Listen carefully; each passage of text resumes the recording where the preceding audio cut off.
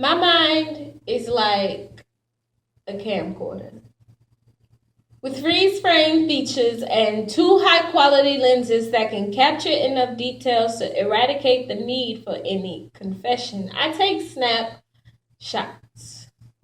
But it's funny. I cannot remember the days when you and I were best friends.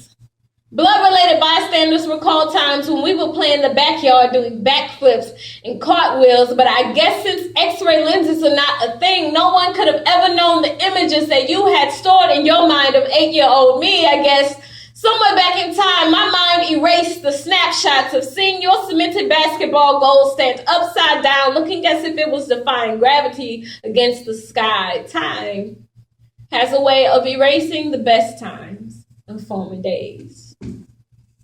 But I know that I had to be 8, maybe 9, when I found out that there was so much more to life than just Barney, good conduct, and trying to avoid butt whoopings for lying. I had to be 8, maybe 9, when my world grew to be so much larger than my entire young body should have ever had the capacity to hold. No, I didn't know that with every my innocence was being stripped. As you asked me to strip, and every slow song that played in the background would lay foundations for houses built by brick-like temptation that would only appreciate over time, and in the meantime depreciate the photographs of childhood in my mind, and I would live in them. But I'm older now. I'm old enough to know that that wasn't love, even though it looks a lot like what people say is a part thereof. I'm old enough to know that people will do things and never see the law for it, because sometimes a child is just far too innocent to understand the gravity of wrongdoing and depravity. Clothed in cartoon printed PJs and innocence, completely unaware that she stands almost 3 feet tall, planted on foul land. But I'm old enough to know that this land is foul.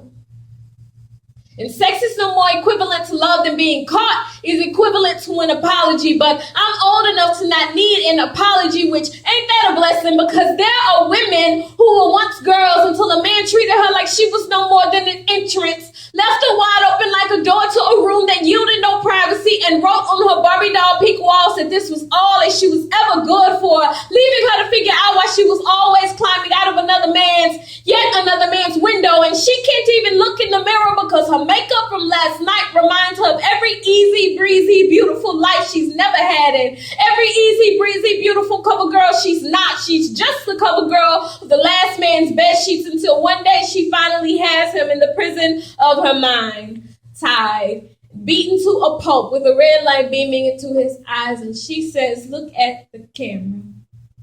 She says, "Speak loudly so that we can hear you when I play it back." Oh, I want you to hear when you acknowledge the fact that you took my body, used it like it was a spacewalk from my broken childhood that you could jump in, work up a sweat, and leave empty. As soon as you grew tired of stepping all over me, she takes a snapshot. She says, "Look at the camera," snapshot. She says, "I can't see your prison ID now." Hypothetically, it would be 818408. Being the age I was when you stole my virginity. 1 and 8 being 18 years old when I took it back. 4 for every year as a woman that I did not trust me, and 0 for how many more I will remain broken. She takes a snapshot. She says, "Look at the camera," snapshot. She says, "Look at the camera," not knowing that for every mugshot that she develops of every rapist or molester, she lets the contamination of victimhood fester in every one of her dark rooms, not knowing that the Holy Spirit might visit her in the wake of emotional tragedy. You see, we take pictures, but he becomes the developer of some of the most beautiful images, such splendid elixir. He is a fixer,